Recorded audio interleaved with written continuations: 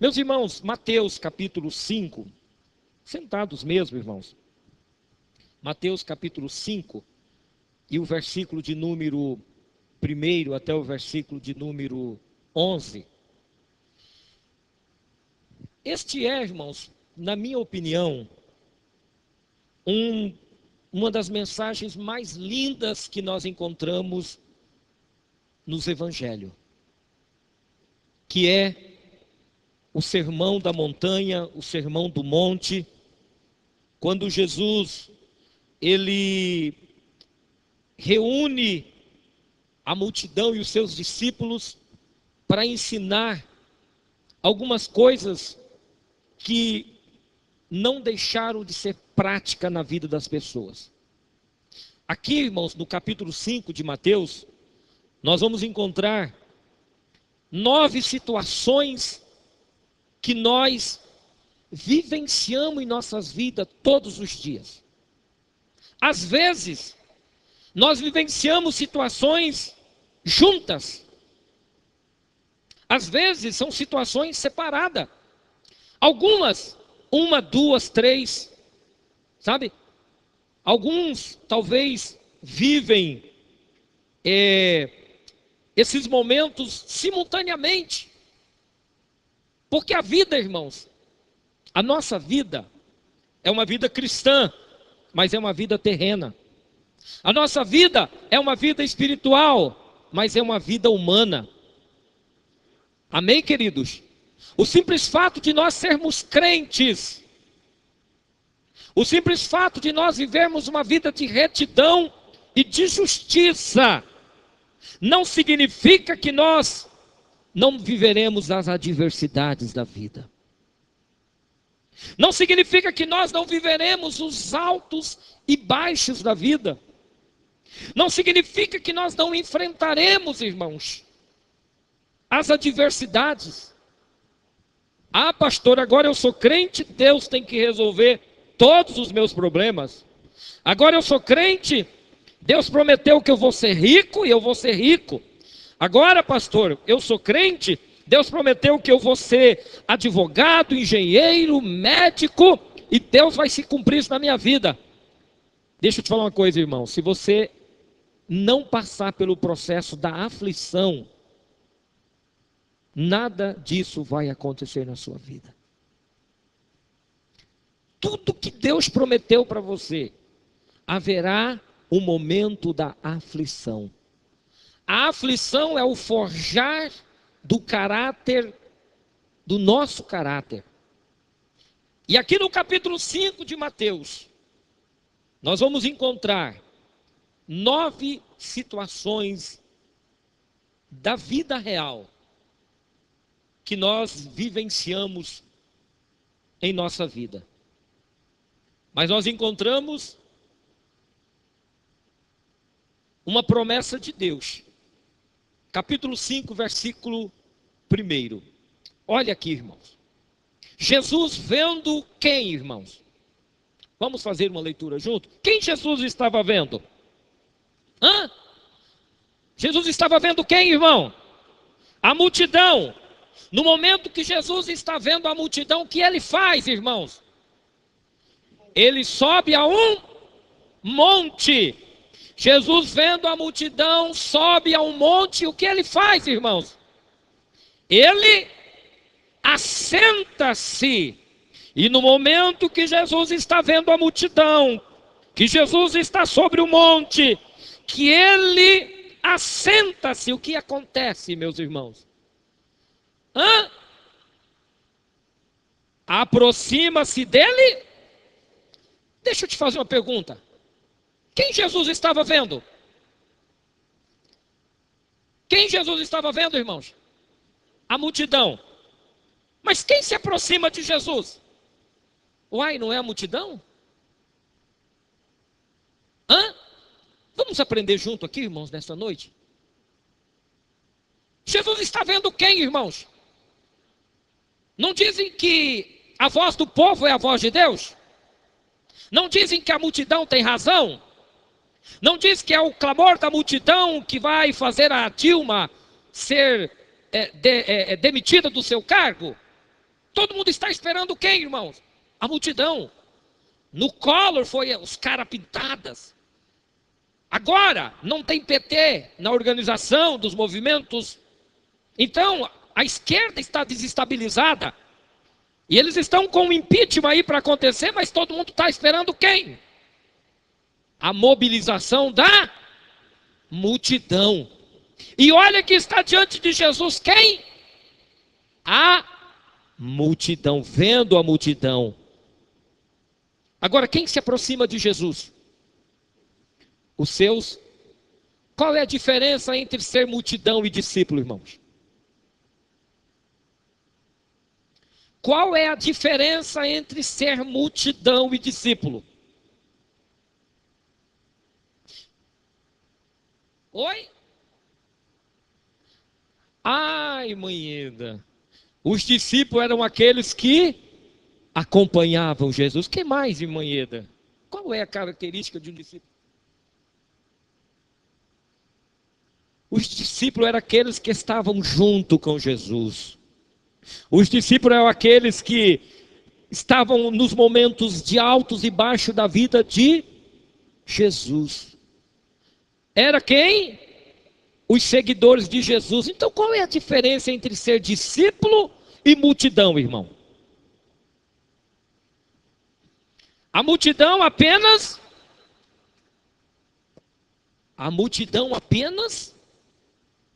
acompanha. A multidão apenas vai pelo interesse, pela curiosidade. Quem tem compromisso com Jesus, a multidão ou os discípulos? Quem tem compromisso com Jesus, é a multidão ou é os discípulos? E quem estava lá, irmãos? Uma multidão. Os discípulos estavam no meio da multidão. Agora, como é que eu identifico quem é discípulo e quem é multidão, irmão?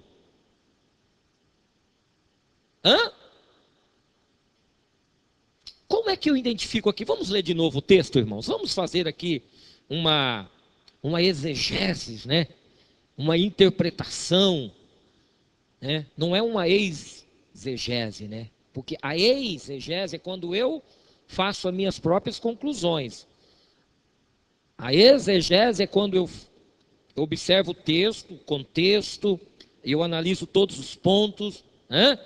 Então vamos fazer aqui uma rápida exegese, uma análise desse texto. Vamos começar lendo. Jesus, vendo a multidão, estava lá então, porque Jesus vê a multidão. Na medida que Jesus vê a multidão, ele se dirige para a multidão ou ele se dirige para o monte? Jesus se dirige para o... Por que ele não vai para a multidão?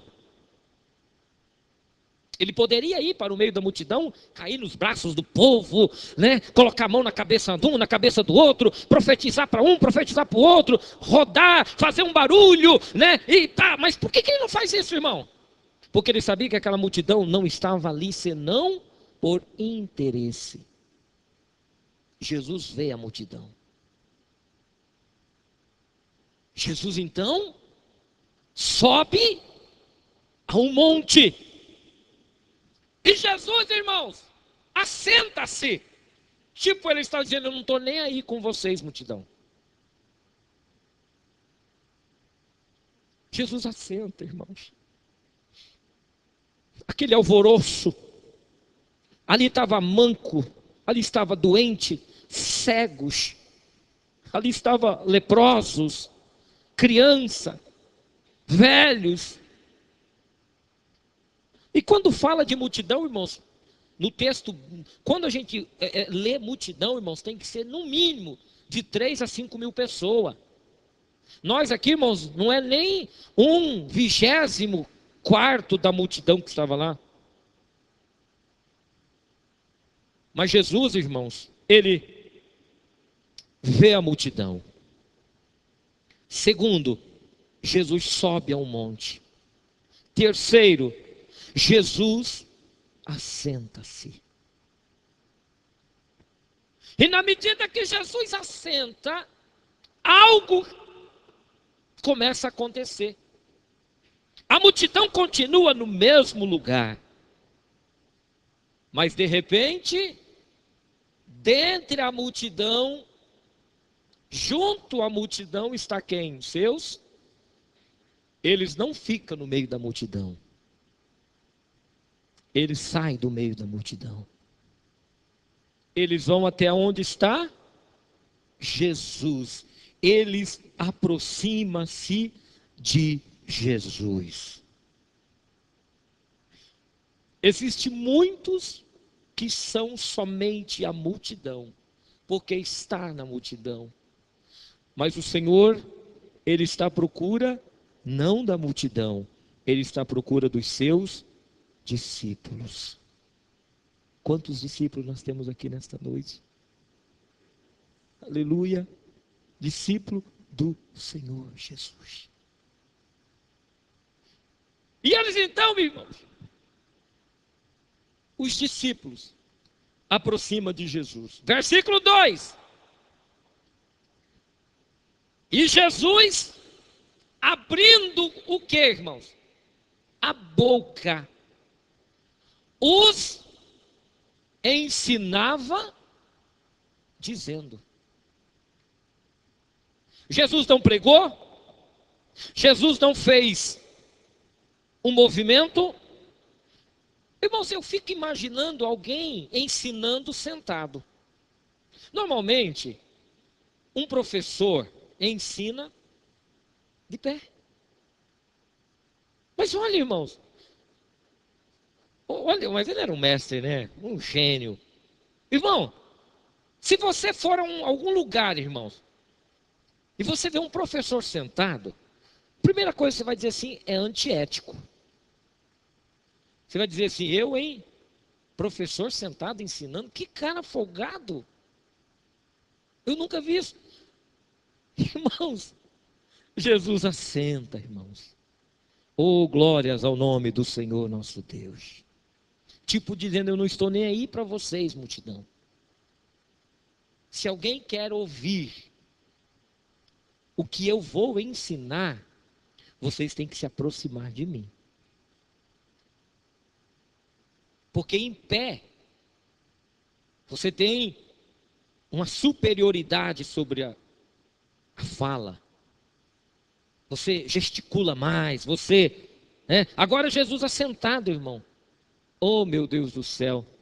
Eu acho que o povo olhou assim para o outro e falou assim, eu vim aqui atrás desse tal de Jesus, porque me falaram que o cabra é bom, que ele é espetacular. E agora eu encontro um homem assentado, ensinando. Estou fora. Sem microfone ainda, irmãos. Eu fui. O que é que eu vim fazer nesse culto hoje? Você veio aqui, não para levar. Você veio aqui para trazer alguma coisa para o Senhor. Aquela multidão estava ali no interesse de levar alguma coisa. Eles vieram para buscar. E Jesus estava dizendo, o que é que vocês vieram trazer para mim? O que é que vocês vão oferecer para mim? E os discípulos disseram, Senhor, nós vamos oferecer a nossa atenção. Nós vamos oferecer o nosso ouvido. Nós vamos oferecer a nossa disposição, o nosso tempo. Nós queremos ouvir o que o Senhor tem para nos ensinar. Aleluia. As pessoas erram na vida, irmãos, porque elas não param para ouvir as instruções. O ser humano não gosta de ouvir instruções. Se nós fôssemos perguntar para o jovem que faz o vestibular, ele ia dizer para nós assim, puxa vida, eu não acredito que eu errei essa questão, essa questão, essa questão. Mas por que você errou? Puxa vida, porque eu não observei o detalhe da explicação. Sabe quando você chama teu filho e você manda ele fazer alguma coisa, e antes de você terminar ele sai correndo, e ele faz tudo errado. Tem muita gente, irmãos, fazendo tudo errado na vida, porque ele simplesmente não para aprender com Jesus os detalhes da vida de sucesso. O segredo, irmãos, está no parar para ouvir. Nós, os seres humanos, temos raiva, nós não gostamos, irmãos. Você quer ver uma pessoa incomodada, é você pedir para ela esperar. Aquela história é para ontem. Eu não gosto de ouvir, eu não gosto de estar escutando uma pessoa. Mas se você quer errar menos na tua vida, tire um tempo para você aprender da palavra de Deus. Tire um tempo para a leitura da palavra de Deus. Tire um tempo para a oração. Tire um tempo para o devocional. Tire um tempo para estar na escola bíblica dominical, conforme nosso presidente já acabou de falar aqui. Tire um tempo para estar nos cultos de ensino. O que vai nos elevar a uma vida de sucesso não é os cultos chamados de avivamento, não são as campanhas. O que vai fazer nós termos uma vida plena, irmãos, diante de Deus, é quando nós pararmos para ouvir o que Deus tem para nos ensinar através da sua palavra. Se nós ouvíssemos mais, erraríamos menos. Se nós prestássemos atenção nos procedimentos, na fórmula de bolo. Ô, pastor Leuci, sabe aquela receita? Puxa vida, mas o feijão que a minha irmã faz é um feijão maravilhoso. A comida que ela faz é gostosa. Por que a comida que eu faço é tão ruim? Talvez é o jeito que você faz a comida que é ruim. Ou você coloca sal demais, ou coloca banha demais, ou você não espera o tempo exato, ou alguma coisa você está fazendo errado. A partir do momento que você começar a seguir o procedimento exato, o tempo certo, com certeza haverá um gosto melhor na vida, haverá um gosto melhor naquilo que a gente faz, irmãos. Quantos estão entendendo essa palavra? Digam amém. Então vamos agora, irmãos, para o versículo de número 3. E Jesus estava ensinando, e aí ele começa a dizer, bem, quem vai ler o versículo 3?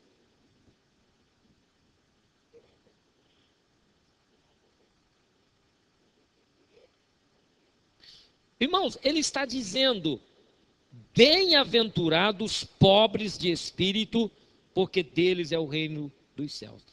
A palavra bem-aventurado aqui, irmão, significa feliz. Ele está dizendo assim, feliz é os pobres. Você vai falar, eu nunca ouvi isso na minha vida. Pobre ser feliz? Pois bem, Jesus está dizendo que os pobres de espírito receberão o quê? O reino dos céus. Por que ele não fala reino de Deus, irmãos? Ele diz reino do céu. Qual é a diferença entre reino de Deus e reino do céu? Ele diz que os pobres de espírito, pobre, irmãos, não soa bem para ninguém. Ninguém quer ser pobre. Mas ele está dizendo, os pobres de espírito. O que é pobre de espírito, irmãos? O pobre no seu eu. O pobre em si mesmo. Aquele que diz assim, eu não sou nada, eu não tenho nada, eu dependo de tudo e Deus. Isso é ser pobre, irmãos. Pobre de espírito é a minha autodependência de Deus. E aí ele diz, feliz é o pobre de espírito. Sabe o que é ser feliz, irmãos? É o estado de espírito daqueles que têm uma vida plena com Deus e com sua palavra. Ser feliz, irmão, não está condicionado ao que eu tenho, mas o que eu sou. Grave isso. Eu não sou feliz pelo que eu tenho. Eu sou feliz por aquilo que eu sou. Porque tem muita gente que tem muito, mas é infeliz. Então eu não posso condicionar a felicidade àquilo que a pessoa tem, mas àquilo que a pessoa é. E é interessante que ele diz: pobre no espírito, pobre no seu interior. Feliz é o pobre de espírito. Pastor, feliz é o pobre? Pastor, o senhor está enganado, pois Jesus está dizendo. E ele diz assim: olha, porque aquele que é pobre de espírito, ele é feliz. Em contrapartida, dele é o reino dos céus. Pastor Angel, o senhor falou que tem uma diferença entre reino do céu e reino de Deus. Qual é a diferença? Deixa eu explicar para os irmãos. Por que ele não está dando o reino de Deus? Ele está dando o reino do céu. Reino de Deus, irmãos, é tudo. O reino de Deus envolve o mundo físico, o mundo espiritual, os sistemas, tudo. Sistema político, financeiro, religioso, físico, químico, biológico, o espaço, tudo isso é reino de Deus. O governo do Brasil é um reino de Deus, o governo dos Estados Unidos é um reino de Deus, a Europa é um reino de Deus, tudo é reino de Deus. Ele não está dando o reino de Deus, ele está dando o reino do céu, porque o reino do céu, irmãos, só é dado para aqueles que serão arrebatados um dia. Reino do céu fala da sua morada. Ele está dizendo assim: todo aquele que for pobre de espírito, eu não só darei o reino, o meu reino, não, esse não, mas eu tenho um reino muito especial, eu tenho o reino dos céus. Ele fala, a minha morada. Aleluia. Ele está dizendo assim: olha, eu virei outra vez e vos levarei para mim mesmo, para que onde eu estiver, ele está dizendo do reino do céu, é aonde, irmãos, nós iremos após a morte, morar com o Senhor de eternidade, reino dos céus. Mas por que, irmãos, que ele não dá o reino humano para nós? Porque o reino humano é transitório. O reino humano é passageiro. O reino humano não dá alegria para ninguém. O reino humano, irmãos, ele é uma falácia. Mas ele está dizendo, tudo isso é passageiro. Eu ofereço para vocês um reino eterno, incorruptível, incontaminado. E o irmão Eliseu Liberato, evangelista Liberato, com certeza dentro da matéria escatológica da escola dominical, ele vai abordar muito sobre essa questão dos reinos e o reino dos céus, irmão. Reino do céu é para onde nós estamos indo após a morte, irmãos. É aonde nós estaremos indo após o arrebatamento da igreja. Do que adianta o homem ganhar o mundo inteiro e perder a sua alma? Está dizendo da pós-morte, aonde eu irei passar depois que eu partir para a eternidade. Deus está dizendo, eu tenho um reino especial para você. O meu reino, a minha morada, eu vou dar para vocês. Feliz, irmãos? Então deixa eu alegrar o coração, o teu coração, você que pensa que você é triste. Ah, pastor, eu sou uma mulher muito triste, eu sou um homem muito amargurado. Sabe por que você é tudo isso? Porque você ainda não descobriu.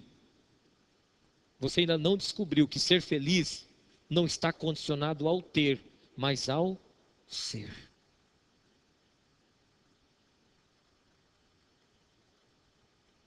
Não está condicionado ao ter, mas ao ser.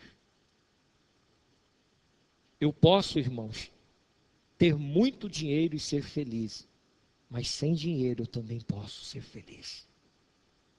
Eu posso ser feliz morando na mansão mais luxuosa que existir nesse mundo. Eu posso ser feliz lá, mas eu também posso ser feliz morando num lugar mais humilde e simples que possa existir, porque a minha felicidade, irmãos, ela não está condicionada ao que eu tenho, mas eu sou. Eu sou feliz aqui, eu sou feliz ali, não importa a condição, eu tenho Deus na minha vida, os meus pecados foram perdoados, existe uma promessa de vida eterna para para mim, tudo aqui é passageiro, eu estou indo para o céu e é por isso que eu sou feliz na pessoa bendita de Jesus Cristo.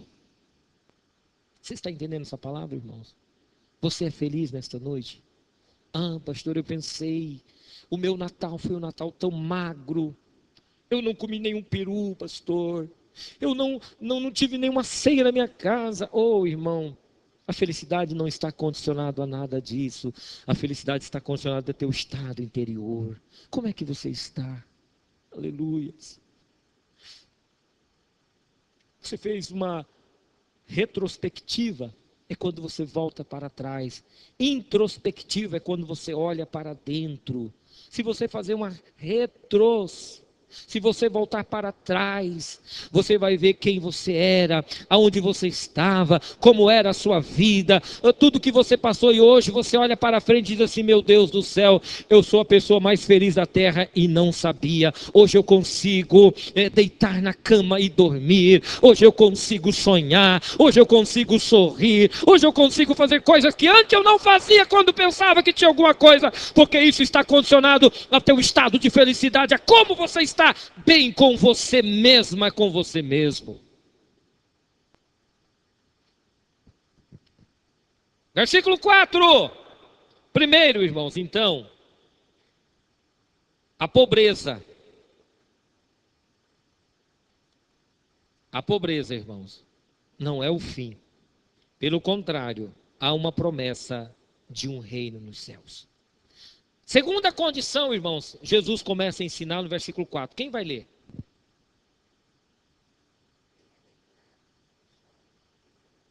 Ah, irmão, chora. Quem nunca chorou aqui, irmão? Hã? Todo mundo chorou, irmão. Eu choro de alegria, choro de tristeza, choro quando a notícia é boa, choro quando a notícia é ruim. A gente chora, se emociona. Então ele está dizendo assim: você que era pobre, eu tenho uma promessa para você. Eu vou te dar o meu reino. Oh, glória a Deus, então pobreza não é mais problema para mim agora.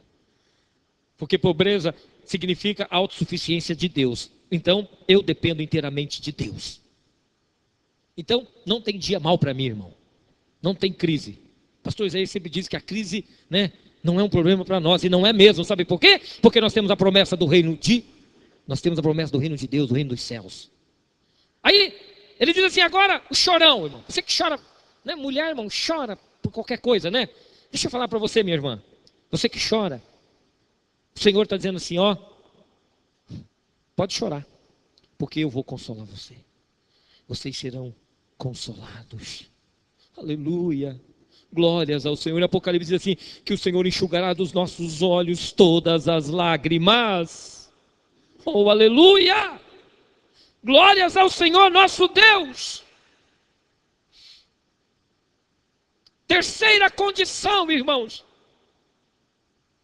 Vamos ver o versículo 5. Bem-aventurado quem?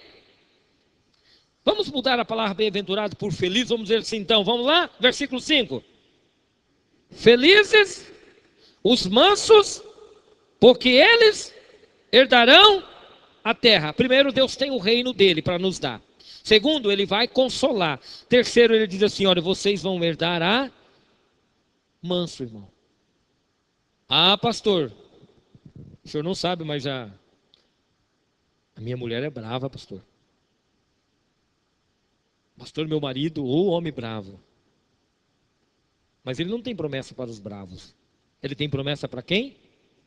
Para os mansos. Os mansos, meu Deus do céu, para os pobres de espírito, Deus dá o reino dos céus. Mas para os mansos, ele dá a... Sabe por quê, irmãos? Os que morreram em Cristo ressuscitarão primeiro. Os que estiver vivo serão transformados e arrebatados. Passaremos 7 anos na glória com Cristo, participando das bodas do Cordeiro. Depois, por herança, ele vai dar para quê? Para a gente? A terra. Você quer tomar posse da terra, meu irmão? Então seja manso. Não essa terra humana, irmãos. É a terra depois do arrebatamento e a terra depois do que, irmãos? Das bodas do Cordeiro. Se hoje Deus me dá o reino dos céus, Ele está dizendo para os mansos: eu farei herdar a terra, ser príncipe e governar comigo. Vale a pena ou vale a pena ser manso, irmão? Vale a pena ou vale a pena? E outra coisa, irmão, ser manso evita muitos problemas. Sabia? 99% dos problemas deixariam de existir se as pessoas fossem mansas. Uma pessoa mansa ganha abraço, ganha beijo, ganha carinho, ganha carrinho, ganha dinheiro, ganha. Irmão, se quer ver ser abençoado é ser manso. Deus tem uma promessa para você, manso. Aleluia, porque a velha natureza foi crucificada com Cristo, não mais vivo eu, mas Cristo vive em mim. Glória ao Senhor. Vamos para o versículo 6. Versículo 6, quem vai ler?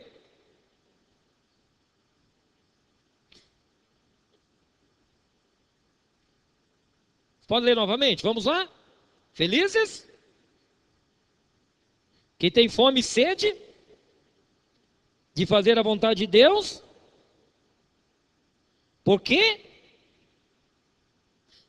Ele as deixará. Sede de justiça serão fartos. Pastor, o que é esse ter fome e sede de justiça? Eu saí para a rua fazendo manifesto. Eu saí brigando com todo mundo. O que é esse ter sede e fome de justiça? Ei, irmãos,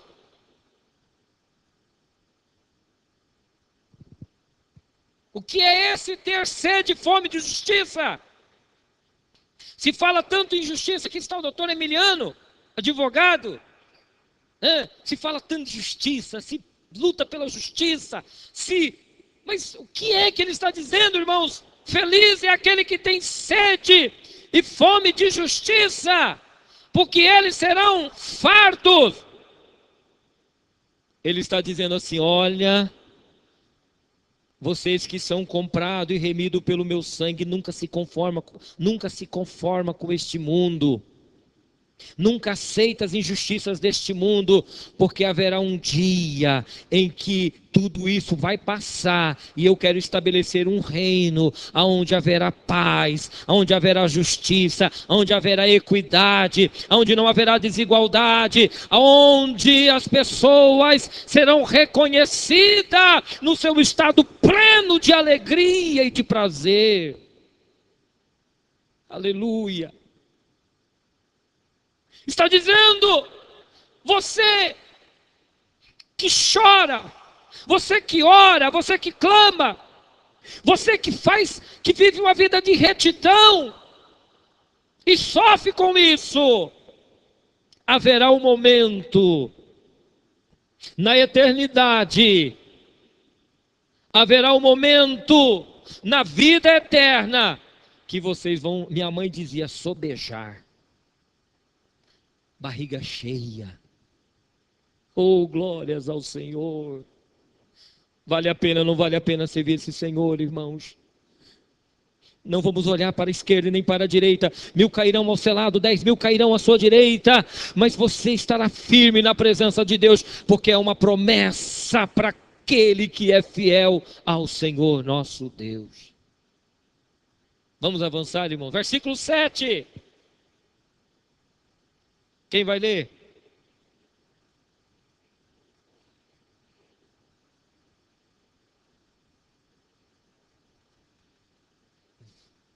Vamos mudar a palavra bem-aventurado por feliz?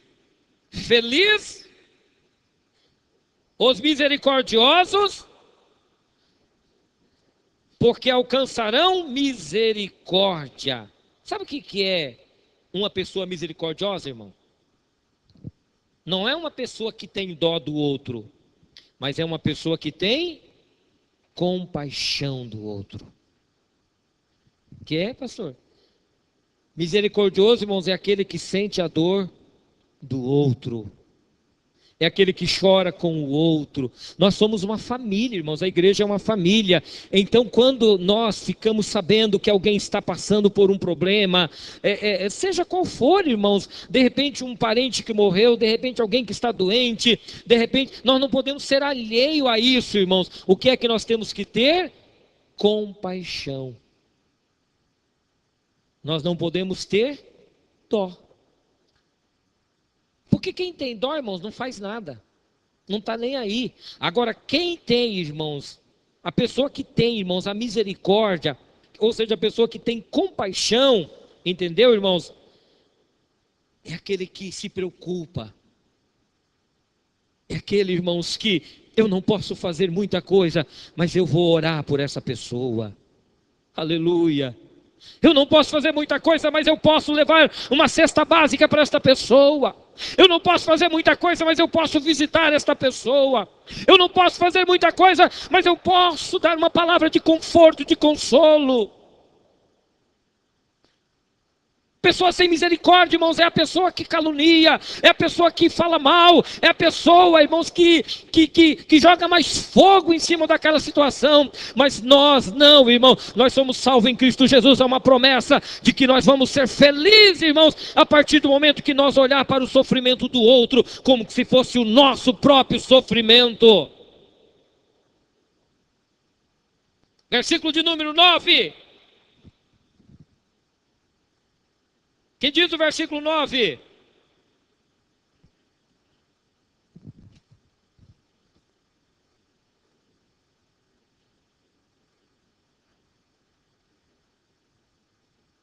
O que é ser uma pessoa pacificadora, irmãos?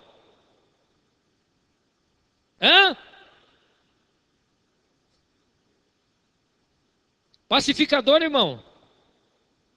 Vocês sabem, irmãos, que 90% dos problemas, eu acredito que 90% dos problemas que existem hoje é por falta de passividade.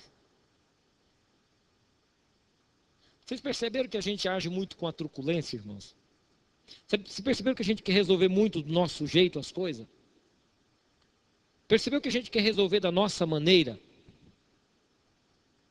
Se você vai conversar com os casais que estão em crise, irmãos, vocês vão ver que se houvesse misericórdia e passividade, não existiria crise no casamento. Mas ninguém abre mão. Todo mundo quer lutar pelo seu direito.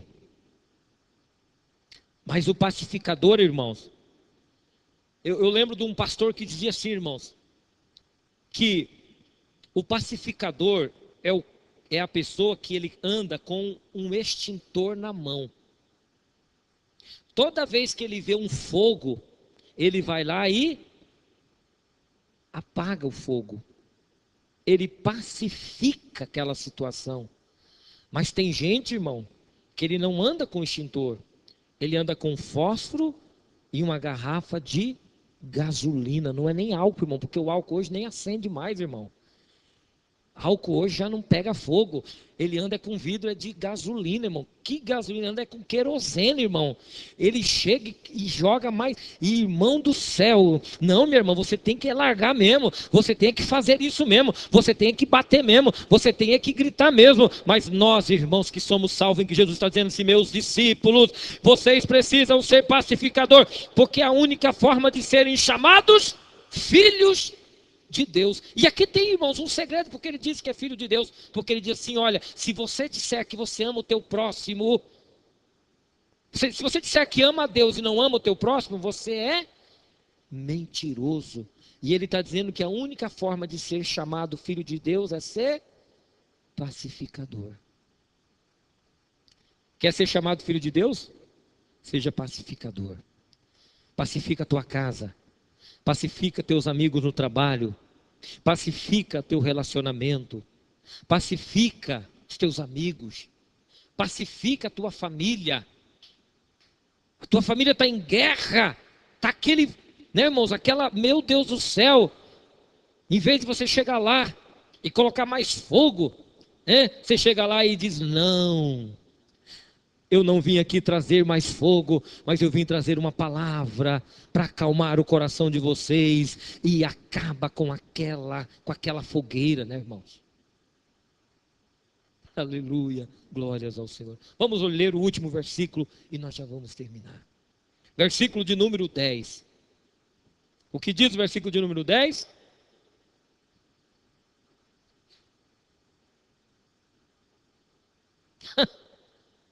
Pela segunda vez ele dá o reino dos céus.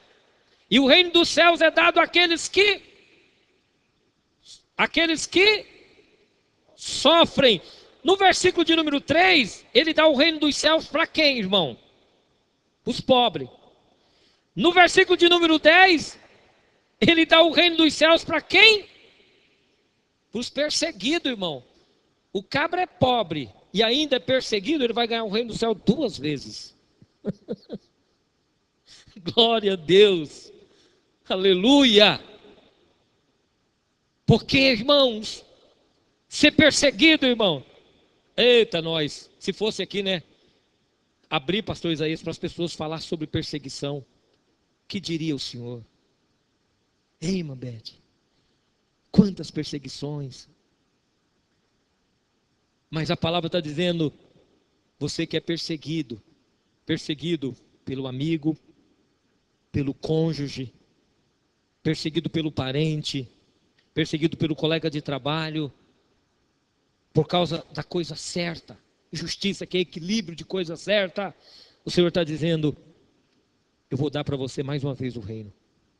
Aleluia, o reino é teu. Toma posse nesta noite, irmãos, desse reino pela palavra. Aleluias. E o versículo de número 11, e aí nós terminamos. Quem vai ler o versículo de número 11?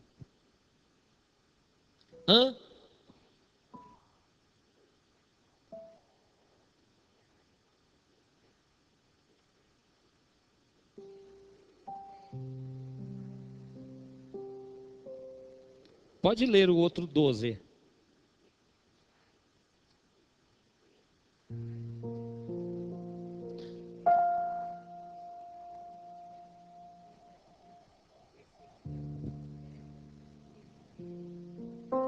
Bem-aventurados sois vós quando vos injuriarem e perseguirem, e mentindo todo mal contra vós, exultai e alegrai, porque é grande o vosso galardão no céu.